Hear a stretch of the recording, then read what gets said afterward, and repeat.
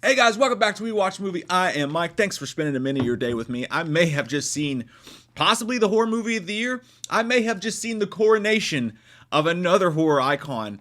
This movie, I'm gonna blow it so hard right now.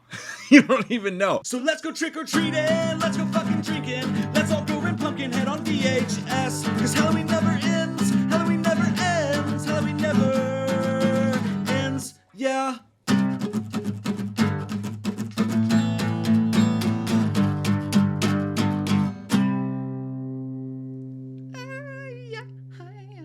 So let's back up a minute. Back the bus up a second, Greg. The first Terrifier movie, okay, was a breakthrough despite its low budget because A, the performance of David Howard Thornton as Art the Clown was just, it just broke through all that. It instantly became one of the most original and fascinating horror characters we've seen in some time. And B, because the nutsack on this movie was fucking huge. It would do anything, it would go anywhere, culminating in sawing someone in half from the vagina.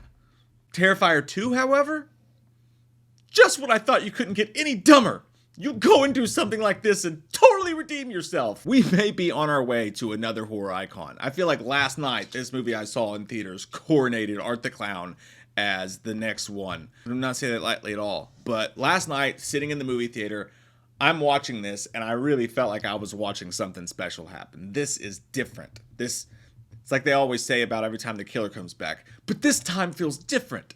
It really does feel different with Terrifier 2, man. Holy shit pockets. Terrifier 2 is Terrifier's Dark Knight.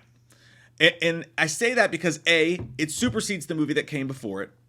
B, it doesn't even need to be carried by its lead attraction because the supporting characters and everything else around it are so good. And C, it's just bigger, meaner, gorier, and awesomer in every way. And when I say it doesn't need to be carried by its lead, I mean David Howard Thornton, who, again, is shockingly amazing in this, man. The way he can bring this insane amount of comedy and personality to a character that doesn't speak.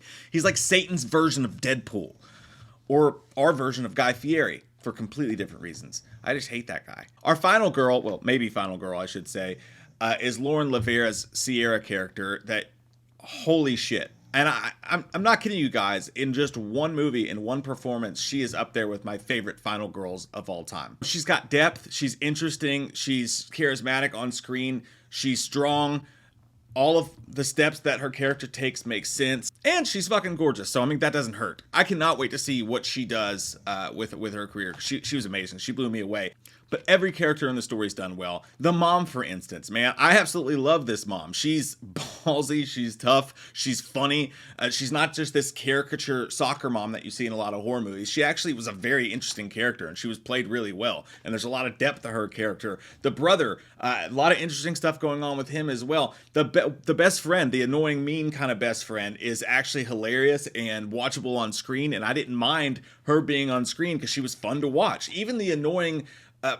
kind of piece of shit boyfriend character that is normally so annoying in these movies was actually fun to watch on screen and funny and entertaining at the same time.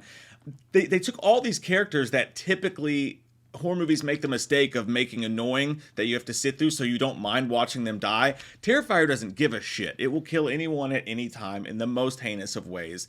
And they let you enjoy the characters while they're on screen before some of them get ripped into tiny little fucking bits. Like that dude from the Langoliers ripping paper, only it's art ripping human being skin off their fucking flesh.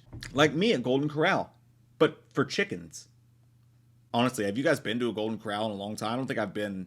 since like the pandemic, at least.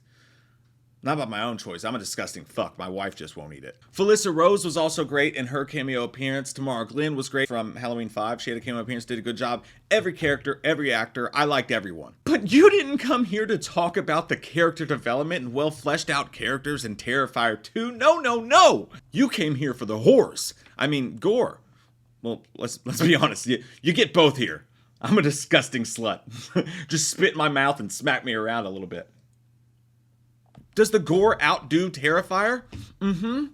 It does. Everything outdoes Terrifying here. The writing, the acting, the sets, the feel of the entire fucking budget. There's no moments, save for maybe a couple super gnarly kills where there's so much gore going on. You just don't even know where the fuck you are in that moment. Sometimes you could tell, there's fake effects going on or whatever.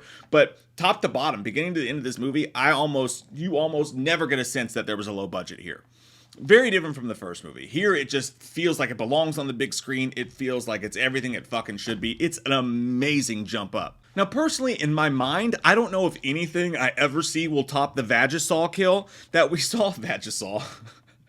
They should actually make like a vagina cream that has like art. Like, get rid of those herpes bumps. I don't know if in my mind anything will ever top that, because there's just Hashimbots. I don't even have a vagina, I don't think. That being said, there is so many more scenes. And there's a couple scenes that for some people may top that. It's just at this point, it's reached 11 on the fucking scale and it just can't go any fucking higher. So they're just gonna meet and bump at the top together, because there's a couple gore scenes in this that is just so fucking mean. I mean, just horridly mean. Like, fucking just, ooh, who hurt you, child? In their bedrooms. God, it's nuts. So many moments of just like, like in the audience, everybody in the audience, just if you can see this in the theater with other people, because that's the best way to see it. Absolutely full screening for the one I went to. This lady next to me is like very sweet looking lady, probably a school teacher or something. Not who I expected in the screener for Terrifier 2, but her husband's wearing like the Silver Shamrocks button-up shirt. He's screaming the whole time. He was actually super fucking annoying, by the way. But she was so sweet, and she's sitting there, she's holding her purse, and like from the opening, man, the gore starts fucking instantly, by the way, with just some Haagen-Dazs fucking shit. And she just goes... You just feel her fucking tighten her purse up in her arms. And she's gonna be fucking sore tomorrow, man. Seriously. Because it just kept getting worse and worse and worse. I mean, from the first scene, she was gripping that thing like she just saw Ezra Miller across the karaoke bar. There are mounds and mounds and mounds of intensely squishy goo fucking gore in this movie. And I'm talking body opening, exploring people's insides, absolute disgusting. Who the fuck? How do you sleep at night gore? It's there. It goes there. It's one of the goriest movies I've ever seen. And it just fucking works, man. And it's also fucking hateful and mean. And then Art will just make a face like a cute puppy rolling on its back. And all of us just laugh because we're sick fucks. It's such a weird experience. So the running time I really thought was going to be too long at 2 hours and 18 minutes for a Terrifier movie. I thought that... just didn't make sense to me how that would work. This coming from a guy who can cut 20 minutes off just about every movie I've seen. Seriously, throw me in an editing booth and let me go. I will fix some of this shit for you guys. That being said, this movie I could probably cut 10, 15 minutes out of this movie. Probably.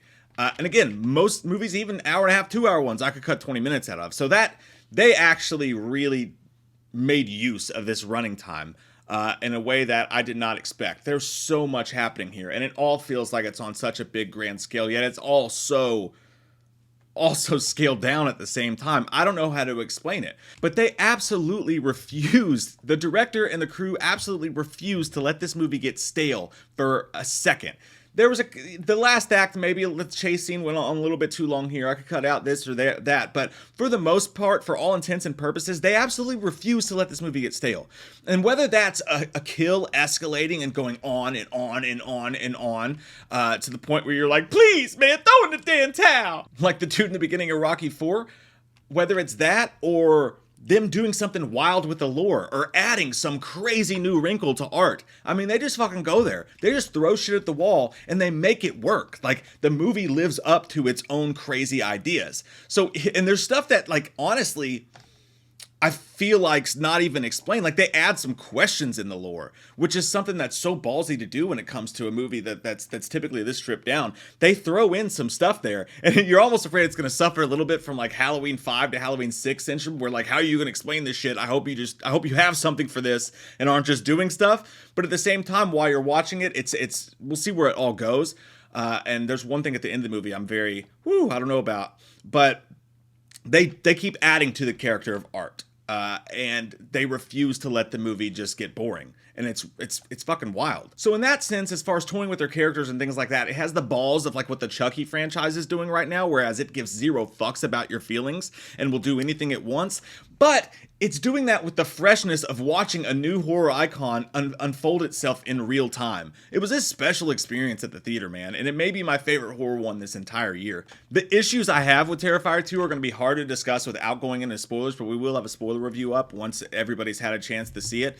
But they involve choices, little things here that they do with characters. Some of that throwing the kitchen sink at you, switching things up all the time. There's a couple things there I thought went just a smidge too far. You know, again, you flew too close to the sun. But that being said, we'll have to talk about those when it comes to the spoilers. Ultimately, Terrifier 2, if you're a horror fan, is one of the best movies you're going to see all year long. Dude, it's a 9 out of 10 for me. It's a 9 out of 10 for me. It's going to be in my top 5 of the year overall, totally. I'm not sure. I need to let it walk on me a little bit before I decide exactly where. But man, it's up there. It's a special movie. Make sure you subscribe for more horror goodness and horror reviews and horror movie news and skits and naked male stuff. What? Halloween never ends, suck my fucking dick, and I don't really care what Blumhouse fucking says. Put him in a box, or suck a fucking cock. You can say he's dead, but we all know he's not, yeah. So let's go trick-or-treating, let's go fucking drinking, let's all go rent Pumpkinhead on VHS, cause Halloween never ends.